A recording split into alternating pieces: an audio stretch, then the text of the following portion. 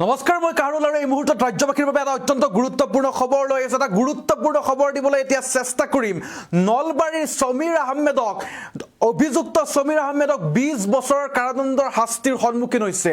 নলবাৰীৰ পক্সো আদালতে এক গুৰুত্বপূৰ্ণ ৰায়দান দিছে আৰু সমীৰ আলীক অভিযুক্ত সমীৰ আলী এতিয়া দোষী সাব্যস্ত হৈছে আৰু দোষী সাব্যস্ত হোৱাৰ পিছত 20 বছৰৰ কাৰাদণ্ডৰ শাস্তিৰ সন্মুখীন হৈছে জঘন্য কাণ্ড সংঘটিত কৰি। জনাইছো এই মুহূৰ্তত সবিশেষ খবৰ। এই মুহূৰ্তত এটা ডাঙৰ খবৰ, নলবাৰীৰ পক্সো আদালতৰ গুৰুত্বপূৰ্ণ ৰায়দান। নাবালিকাৰ সৈতে কুকাণ্ড সংঘটিত কৰি এতিয়া 20 বছৰৰ সশ্ৰম কাৰাদণ্ডৰ শাস্তি দিয়া হৈছে সমীৰ আলীক। এটা ডাঙৰ খবৰ বুলি ক'ব লাগিব এই মুহূৰ্তত। 2024 চনৰ এপ্ৰিল মাহত ধমধমাত সংঘটিত হৈছিল জঘন্য ঘটনা আৰু খগ্ৰাপাৰ থানাত 66/28 নম্বৰত ৰুজু হৈছিল গোচৰ আৰু ভুক্তভোগীক 3.5 লাখ টকাৰ ক্ষতিপূৰণ দিয়াৰ নিৰ্দেশ দিছিল আদালতে। এই মুহূৰ্তত জনাইছো এটা ডাঙৰ খবৰ, নাবালিকাৰ সুৰক্ষাৰ ক্ষেত্ৰত কঠোৰ বাৰ্তা ন্যায় ব্যৱস্থাৰ। এইবাৰ নলবাৰীৰ পক্সো আদালতে গুৰুত্বপূৰ্ণ ৰায়দান দিছে। নাবালিকাৰ সৈতে কুকাণ্ড সংঘটিত কৰা লম্পট সমীৰ আলীক 20 বছৰৰ সশ্ৰম কাৰাদণ্ডৰ শাস্তি দিছে আৰু ইয়াৰ লগতে 3.5 লাখ টকাৰ ক্ষতিপূৰণ দিয়াৰ নিৰ্দেশ জাৰি কৰিছে আদালতে। এই মুহূৰ্তত এটা ডাঙৰ খবৰ বুলি ক'ব লাগিব, নলবাৰী পক্সো আদালতৰ গুৰুত্বপূৰ্ণ ৰায়দান। নাবালিকা কুকাণ্ড সংঘটিত কৰা গোচৰত অভিযুক্তক দোষী সাব্যস্ত হৈছে সমীৰ আলী আৰু সমীৰ আলীক 20 বছৰৰ সশ্ৰম কাৰাদণ্ডৰে দণ্ডিত কৰিছে আদালতে। আৰু 2024 চনৰ এপ্ৰিল মাহত দমদমাত সংঘটিত হৈছিল জঘন্য ঘটনা। খগ্ৰাপাৰ থানাত 66/24 নম্বৰত ৰুজু হৈছিল গোচৰ। পক্সো আদালতে দোষী সাব্যস্ত কৰি এতিয়া শুনালে কঠোৰ শাস্তি। ভুক্তভোগীক 3.5 লাখ টকাৰ ক্ষতিপূৰণ দিয়াৰ নিৰ্দেশ আদালতৰ। নাবালিকাৰ সুৰক্ষাৰ ক্ষেত্ৰত এক প্ৰকাৰে কঠোৰ বাৰ্তা প্ৰদান কৰিছে ন্যায় ব্যৱস্থাই। আমাৰ হাতত মন্তব্য আছে অধিবক্তাৰ, পোনে পোনে মন্তব্য আগবঢ়াইছো।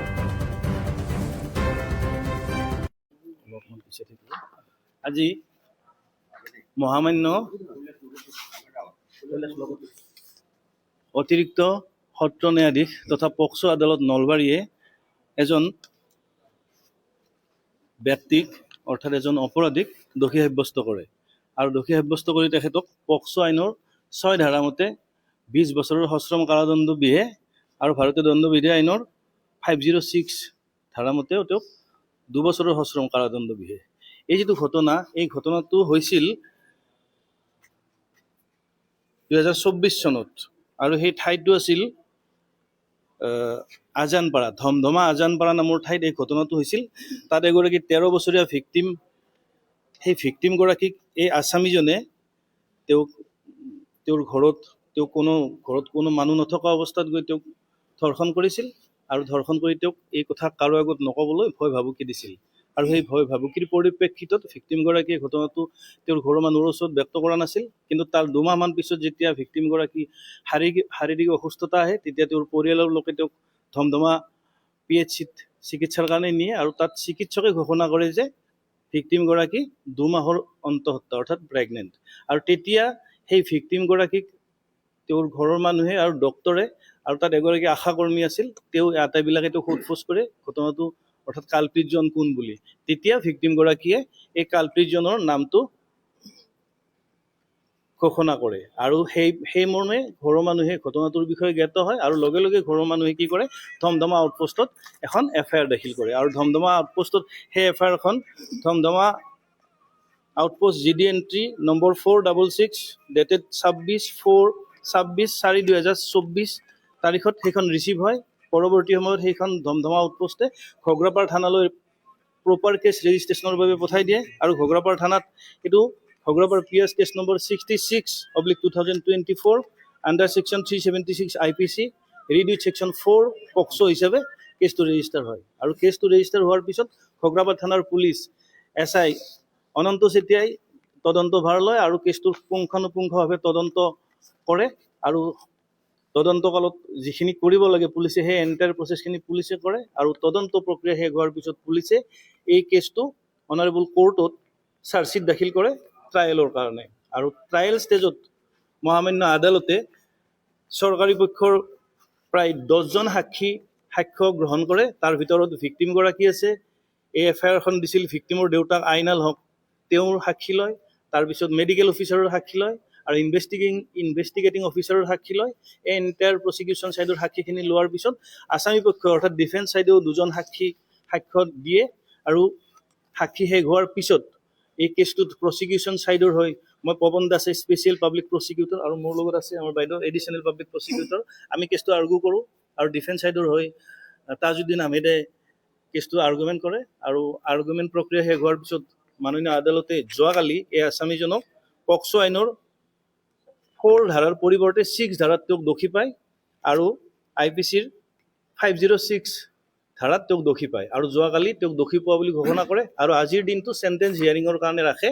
আৰু আজি চেণ্টেন্স হিয়াৰিঙত মহামান্য আদালতে পুংখানুপুংখভাৱে আসামীৰ আৰু আসামী পক্ষৰ অধিবক্তাৰ চেণ্টেন্স হিয়াৰিং লয় আৰু চেণ্টেন্স হিয়াৰিং লোৱাৰ পিছত মহামান্য আদালতে আজি শাস্তি ঘোষণা কৰে।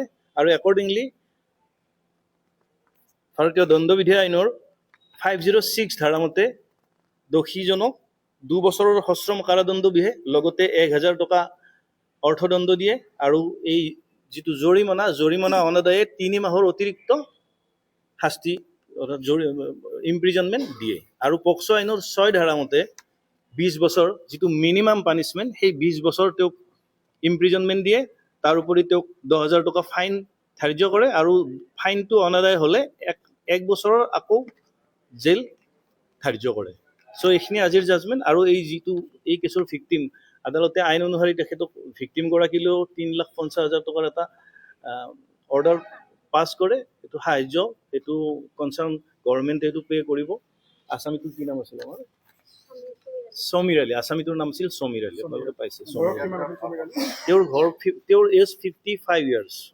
তেওঁ ধমধমা আজানপুৰৰে বাসিন্দা, অৰ্থাৎ ভিক্টিমৰ ওচৰতে তেওঁৰ ঘৰ। আৰু ভিক্টিমৰ ঘৰত কোনো মানুহ নথকা অৱস্থাত তেওঁ আহি এই অপকৰ্মটো কৰিছিল। টোটেল মানে এতিয়া যিখিনিয়াত চেণ্টেন্স সেইখিনি কনকাৰেণ্টলি ৰান কৰেতো, এটা ছেকশ্যনত 20 বছৰ আৰু এটা ছেকশ্যনত 2 বছৰ, টোটেল কৰিলে 22 বছৰ। কিন্তু এনে 20 বছৰ তেওঁ ছাফাৰেঞ্চ হ'ব, একেলগে আৰম্ভ হয়।